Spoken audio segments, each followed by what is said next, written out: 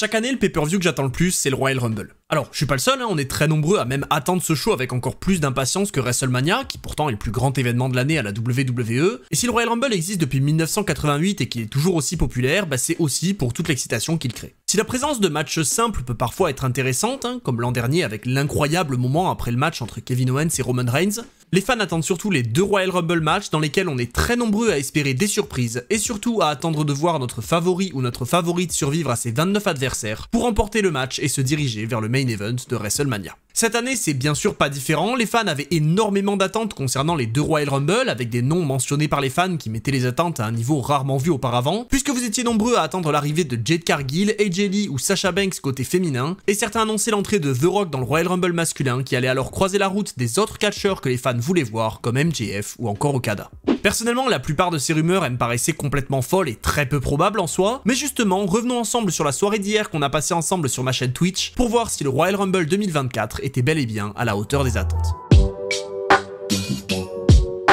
Cette année, la WWE a décidé d'ouvrir par le Royal Rumble féminin, et ce match qui avait beaucoup d'attentes commence très fort, puisque si la première à faire son entrée c'est Natalya, qu'on s'attendait à voir dans le match, la catcheuse qui l'a rejoint dans le ring a fait exploser la salle, puisque 2 ans après son départ de la WWE, Naomi effectue son retour chez elle en Floride pour répondre tout de suite à une première rumeur. Et si d'habitude quand on a une entrée importante en deuxième position, ça se calme un petit peu après, avec des noms qui sont un peu plus attendus et qui sont pas vraiment les favoris pour laisser redescendre un peu la foule, cette année la WWE n'a pas voulu nous laisser de répit, puisqu'en troisième position, c'est ma favorite et celle de beaucoup d'entre vous qui fait son entrée, Bayley. D'ailleurs, Bayley, elle a vraiment été un point central du match, vous allez voir, on va en parler. Mais d'abord, elle allait devoir faire face à une concurrence absolument inattendue, puisque quelques instants plus tard, c'est Jordynne Grace, la championne de la TNA, qui fait son entrée dans le Royal Rumble à la surprise de beaucoup de fans, et surtout à la surprise de Naomi, puisque c'est elle qu'elle a battu pour prendre cette ceinture lors du premier pay-per-view de l'année pour la TNA. Franchement, ce genre de moment, c'est très rare à la WWE, ils ont plutôt l'habitude de garder leur distance avec les promotions qu'on peut considérer comme concurrentes, et même si à ce moment-là, on se doute bien que Jordynne Grace ne va pas gagner le match, le petit affrontement avec Naomi et les diverses confrontations qu'elle va avoir pendant le match, ça permet d'avoir des affiches inattendues, et ça montre en plus une volonté d'ouverture de la WWE qui franchement me régale. Et pour revenir sur Bayley, si elle était la favorite de beaucoup d'entre vous, elle a personnellement vite arrêté d'être la mienne lorsqu'en 7ème position, son associé de Damage Control Asuka a fait son entrée. Honnêtement, à ce moment-là, sur Twitch, j'étais dépité. Pour moi, la présence des autres membres de Damage Control, ça venait de sceller le sort de Bayley, qui allait se faire éliminer par une de ses partenaires, d'autant que rapidement on voit que la leader de Damage Control aide Asuka et la sauve de l'élimination, ce qui personnellement m'a convaincu que tôt ou tard, elle allait se faire trahir.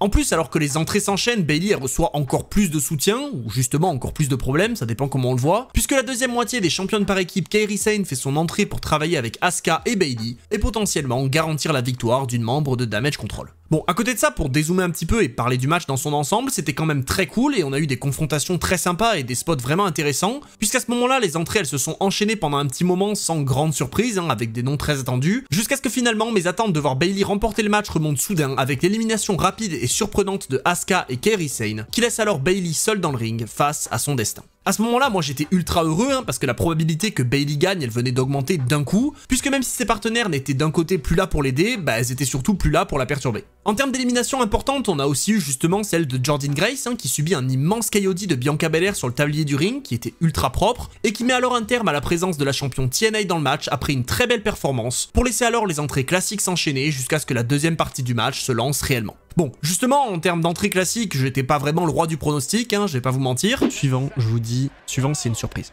Suivant c'est une dinguerie. Pardon, c'est Maxime Dupri. Mais on a quand même eu les noms qu'on s'attendait à voir, avec notamment Zelina Vega et son cosplay annuel du Royal Rumble, qui régale toujours les gens qui ont la ref, c'est-à-dire pas moi, mais aussi les catcheuses qui avaient été annoncées bien à l'avance et qui étaient les favorites de certains avec l'entrée de Nia Jax. Mine de rien, cette partie du match, elle était quand même cool parce qu'en plus d'avoir quelques éliminations et l'arrivée de nouvelles favorites avec Becky Lynch en numéro 21, on a aussi eu l'occasion de se concentrer sur l'action dans le ring avant le rush final et l'arrivée des surprises les plus attendues par les fans. Et oui, vous imaginez bien que si le match a commencé fort avec Naomi et Jordynne Grace, la WWE en avait encore gardé sous le pied et c'est comme ça qu'en numéro 24, alors que Valhalla fait son entrée dans le match, le boss R-Truth débarque pour intégrer le Royal Rumble féminin et malheureusement se faire éliminer par Nia Jax. Bon, non, je troll, vous imaginez bien que R-Truth c'était pas la grande surprise du match, mais franchement je le répète, ce mec il est juste royal et le fait de se tromper de Royal Rumble c'est absolument hilarant, et en plus ça a permis de faire redescendre un petit peu la foule pour les vraies surprises qui les attendaient. Et justement, puisqu'on parle de surprises, si déjà on a la présence très cool de Roxanne Perez, une catcheuse de NXT très talentueuse que j'ai hâte de voir dans le main roster, on a surtout eu l'entrée de la numéro 28 que beaucoup attendaient, Jade Cargill. Et oui, les fans l'attendaient avec impatience, comme je l'ai dit, la WWE nous avait teasé son entrée des mois plus tôt avec des confrontations dans les vestiaires face à différentes catcheuses du roster, et c'est donc au Royal Rumble que Jade Cargill a décidé d'apparaître pour la première fois pour honnêtement sortir une très bonne performance. Déjà, c'est elle qui élimine Nia Jax sous une très grande ovation, elle a en plus une confrontation avec Becky Lynch dans laquelle elle montre qu'elle a déjà bien progressé je trouve, et l'arrivée des deux dernières participantes qui étaient elles aussi des surprises n'a absolument pas fait peur à la nouvelle venue qui a très bien résisté jusqu'à se placer dans les 4 dernières participantes du match. Justement, en parlant des dernières entrées, on a d'abord Tiffany Stratton, elle aussi une catcheuse de NXT qui fait une performance très cool, et finalement, en numéro 30, c'est Liv Morgan, l'une de vos favorites qui fait son retour dans le match, mettant un terme à toutes les rumeurs de AJ Lee ou Sasha Banks, pour quand même offrir un moment sympa. Parce que oui, si Jade Cargill allait rester jusqu'à la fin, c'est pas la seule, et donc après une élimination impressionnante de Tiffany Stratton et Bianca Belair par Bayley, il ne restait alors dans le match que Liv Morgan, Jade Cargill et justement la survivante Bayley pour offrir une finale absolument folle. Franchement, à ce moment-là, j'avais énormément de mal à pronostiquer qui allait gagner. Autant j'avais un peu de mal à voir Liv Morgan créer l'exploit, j'en ai parlé dans ma dernière vidéo et en plus là elle venait de faire son retour, autant ça m'aurait clairement pas choqué de voir que la WWE décide d'offrir d'immenses débuts à Jade Cargill en lui offrant la victoire, mais finalement, pour mon plus grand plaisir après un échange très tendu sur le tablier du ring, c'est Bayley qui crée l'exploit et qui pousse Liv Morgan qui venait d'éliminer Jade Cargill avec son Oblivion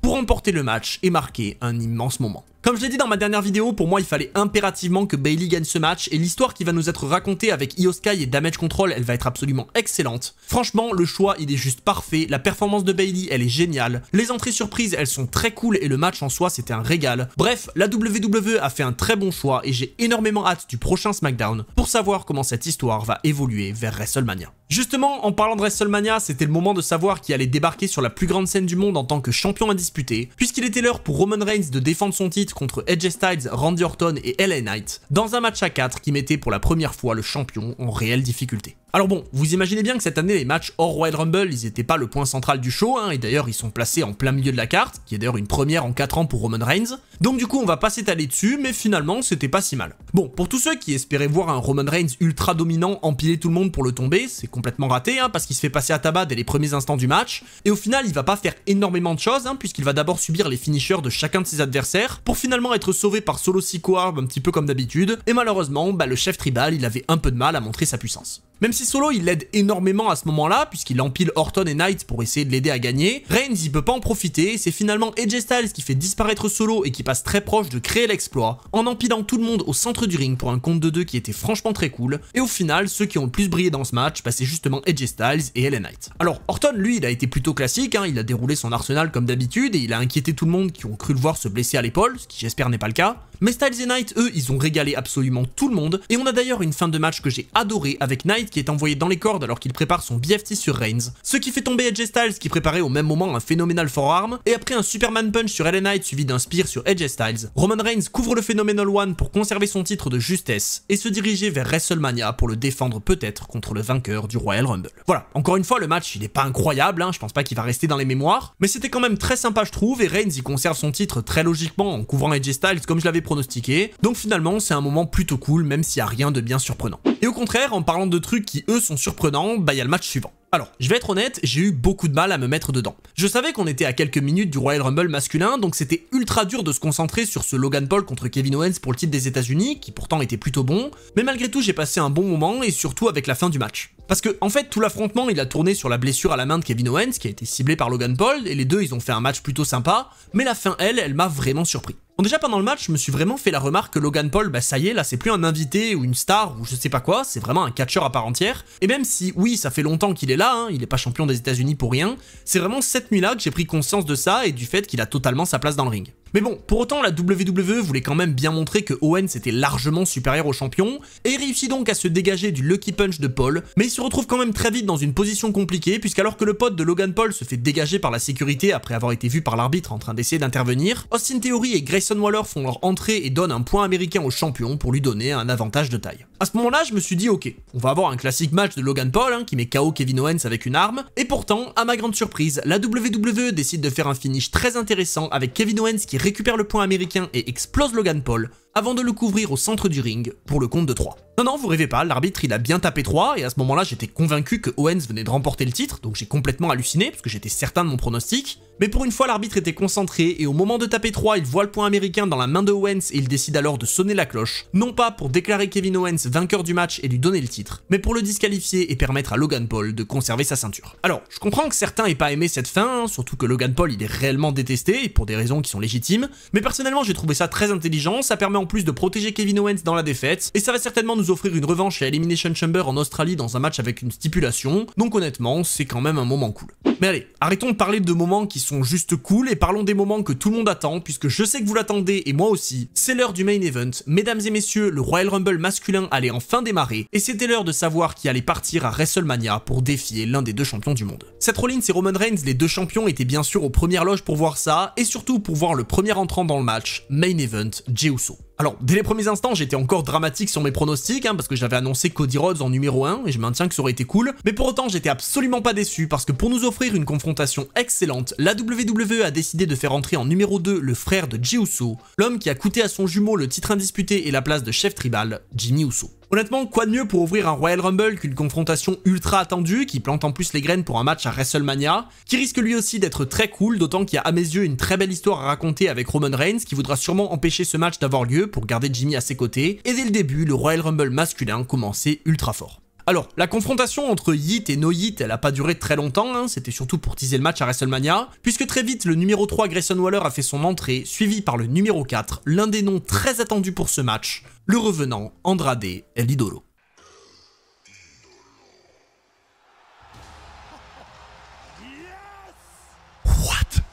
Honnêtement, il faisait partie des noms les plus probables pour ce match, mais je m'y attendais quand même pas, donc j'étais extrêmement content de le voir revenir, d'autant qu'après son passage à l'AEW, il a vraiment encore plus l'air d'une star, et même si bien sûr c'était pas un favori pour gagner, ça faisait quand même plaisir de le revoir. Franchement, le début de ce match, même si au-delà d'Andrade on n'a pas eu énormément de surprises, j'ai quand même trouvé qu'il était d'une très grande qualité, puisqu'avec l'arrivée de Carmelo Hayes, Shinsuke Nakamura et Santos Escobar, le ring était rempli de talents qui pouvaient offrir des échanges très cool, et même si tout ça est coupé par l'arrivée de Karrion Kross, qui on va pas se mentir, est pas le plus en vue des catcheurs dans le ring, le match il commençait quand même très fort. On a aussi eu juste après l'arrivée de Dominic Mysterio qui va faire ce soir une très grosse performance dans le match, on va en reparler, et on tombe là dans le milieu du match où les entrées vont s'enchaîner pour offrir des confrontations assez évidentes, notamment Bobby Lashley et Karrion Kross qui vont s'éliminer l'un et l'autre, puisque Karrion Kross va éliminer son rival alors qu'il était déjà à l'extérieur du ring, pour lancer une bagarre entre les deux clans et continuer cette rivalité qui certes m'intéresse pas forcément, mais qui au moins a le mérite d'exister. Sans grande surprise, après ça, il y a divers noms du roster qui vont continuer à arriver, avec je trouve quand même moins de moments intéressants que dans le Rumble féminin, et on en reparlera plus en détail, mais j'ai trouvé ce match moins bon que l'opener de la soirée, parce qu'en plus d'avoir des noms très classiques, on a eu des éliminations franchement très surprenantes, avec par exemple Carmelo Hayes qui se fait éliminer de manière décevante par Balor, alors qu'à mes yeux, il aurait mérité mieux. Mais bon, là on arrive au milieu du Rumble avec le numéro 15, et l'un des grands favoris du match fait alors son entrée sous une ovation de la foule, puisque l'homme qui doit terminer son histoire et qui a l'occasion de le faire en remportant le Royal Rumble pour la deuxième année consécutive débarque. Je parle évidemment de Cody Rhodes. Franchement, Cody, quand il arrive, c'est juste la star du match. Et d'ailleurs, il va le rester un bon moment, parce que c'est encore des noms vraiment classiques qui arrivent, pour continuer des rivalités, avec notamment Kofi Kingston qui se confronte à Ludwig Kaiser, mais surtout qu'il élimine sous les yeux du numéro 17, lui aussi un grand favori, Gunther. Le champion intercontinental, cette année, il a encore une belle confrontation avec Cody, comme l'année précédente, et il va aussi survivre pendant de longues minutes, pour notamment nous offrir ce petit moment marrant avec Jimmy Uso, qui croit se faire des potes toutes les 5 secondes, mais qui se fait rapidement ramener à la réalité, et sans être incroyable, le match, il était jusqu'à présent très sympa. Oui, parce que quand je dis sans être incroyable, c'est pas juste à cause des participants qui sont très classiques jusqu'à présent. Parce que bon, à part Andrade, il n'y a pas eu énormément de surprises, Mais justement, le problème, c'est pas ça. S'il y a eu si peu de surprises, il faut justement les mettre en avant. Et le fait que Andrade, il se fasse éliminer de manière random par Bronson Reed, perso, je suis pas très fan. Mais bref, après une confrontation de buffle entre Reed et Ivar, on a eu l'arrivée du numéro 20, qui là a été très cool, puisque c'est Bron Breakker, un catcheur de NXT que beaucoup voient comme le futur qui débarque, et qui va tout simplement faire le ménage et dominer le match pendant quelques temps. Il élimine Jimmy Uso et Finn Balor, il se confronte à Gunther dans un moment très cool, il éclate tout le monde avec son spear qui est magnifique et qui est enfin exposé aux yeux du monde, il démontre sa force en éclatant Ivar, et sa confrontation avec Omos, elle est interrompue par Pat McAfee. Oui, bon, j'avoue, ça ruine un peu le moment, déjà parce que bon, ok, il y a Omos dans le Rumble, je sais pas combien de temps ça faisait qu'on l'avait pas vu, bon, à la limite ça fera plaisir aux Homo sapiens qui regardent cette vidéo, mais surtout parce que putain, Pat McAfee quoi. Alors, je sais que sûrement les plans ils ont dû être changés, parce que Brock Lesnar il devait sûrement être dans le match, mais au vu des dernières informations qui sont sorties le concernant, la WWE a préféré le remplacer, donc sûrement que ça a changé pas mal de choses, avec sûrement Bron Breakker qui a pris sa place, mais le fait que Pat McAfee soit l'un des participants au match et prenne donc la place de quelqu'un d'autre pour s'éliminer tout seul 10 secondes après être entré dans le ring, désolé, mais moi ça me fait chier. Bon, malgré tout, Breakker il brille quand même une dernière fois en éliminant Omos avant de, croyez-le ou non, se faire éliminer par Dominic Mysterio, qui comme je vous l'ai dit sort une grosse performance ce soir, et qui d'ailleurs est rejoint au même moment par son pote dans le Judgment Day, JD McDonough. Bon, en fait, il le rejoint pas vraiment, parce que Breakker, qui vient d'être éliminé, il va découper JD à l'extérieur avec un spear, parce que pourquoi pas, hein, quitte à faire quelque chose en partant, autant y aller. Et c'est finalement un autre membre du Judgment Day qui rejoint Dominic Mysterio,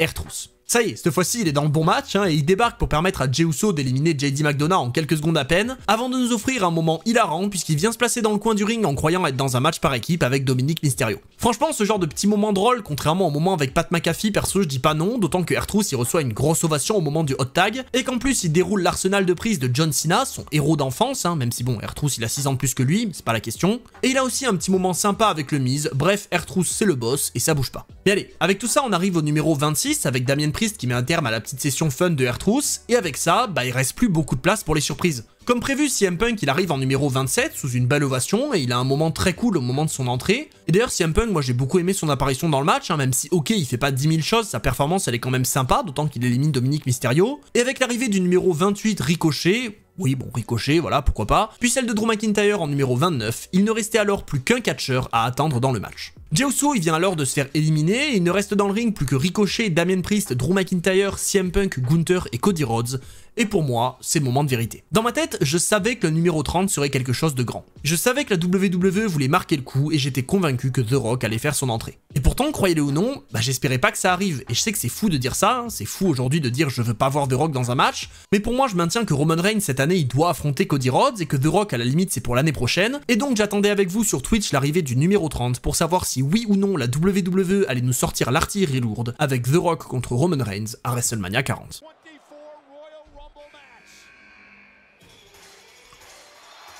Eh bien non. Finalement, c'est Sami Zayn qui me sauve en me redonnant espoir dans la victoire de mes favoris Cody, Gunther et surtout Punk, puisqu'il arrive en numéro 30 sous une belle ovation de la foule, et ça y est, tout le monde était là. C'était l'heure de savoir qui allait se diriger vers le main event de WrestleMania. Le premier à être éliminé, c'est évidemment Ricochet, qui sort de manière quand même très impressionnante pour laisser les derniers participants partir à la lutte dans le ring. C'est ensuite Damien Priest qui est sorti par Sami Zayn avant qu'il soit lui-même éliminé par Drew McIntyre, et on arrive alors au Final Four du Royal Rumble masculin avec 3 des plus grands favoris encore présents, CM Punk, Cody Rhodes et Gunther. Ces deux derniers partent à la lutte alors que Drew affronte l'ancien champion du monde qui a fait son retour au Survivor Series, et j'ai personnellement beaucoup aimé cette fin de match avec les 4 catcheurs qui donnent tout et qui franchement sont tous plus ou moins favoris. Alors oui, McIntyre c'était le moins probable, hein, et d'ailleurs c'est lui qui va se faire éliminer en premier par CM Punk, quelques instants avant que Cody Rhodes en finisse avec le rêve de Gunther et de tous ses fans, en l'éliminant à son tour pour nous donner une finale que beaucoup attendaient, Cody Rhodes contre CM Punk. Bon, cette finale, j'ai vu qu'elle avait été beaucoup critiquée, mais personnellement, j'ai quand même passé un bon moment. Certes, on sentait que le public était un peu fatigué, mais je pense aussi et surtout que le public, il savait pas trop où se placer. Autant les gens, ils voulaient voir Punk s'orienter vers le main event de WrestleMania contre Rollins, autant il y en avait beaucoup qui voulaient que Cody crée l'exploit avec le back-to-back en gagnant le Rumble pour la deuxième fois d'affilée comme Stone Cold, Shawn Michaels et Hulk Hogan, et franchement, qu'importe le résultat, ça faisait vraiment rêver. D'ailleurs, comme l'an dernier, les deux finalistes, ils nous ont donné un vrai match, il n'y a pas eu que 2 minutes d'affrontement avant la fin, et en ce qui me concerne, j'ai beaucoup apprécié cette finale. Jusqu'au bout, c'était serré et j'étais incapable de dire qui allait gagner puisque les deux hommes y réussissent à placer leur finisher mutuel, mais finalement, alors que certains annonçaient que le match allait finir en match nul avec une double élimination et que Cody Rhodes et CM Punk sont à bout de force, ce dernier place un pedigree et s'exclame « J'ai pas fait tout ça pour perdre contre le fils de Dusty », avant de finalement se faire contrer son GTS par un Cody surpuissant qui réalise une fois de plus l'exploit en éliminant CM Punk pour remporter le match et se rapprocher une fois de plus de la fin de son histoire. Honnêtement, quel que soit le résultat, j'aurais été ultra content. Punk avait une belle histoire à raconter, et d'ailleurs celle-ci est toujours d'actualité, hein, parce qu'il peut toujours aller défier Rollins. Cody, lui, il avait l'occasion de créer l'histoire et de marquer les fans,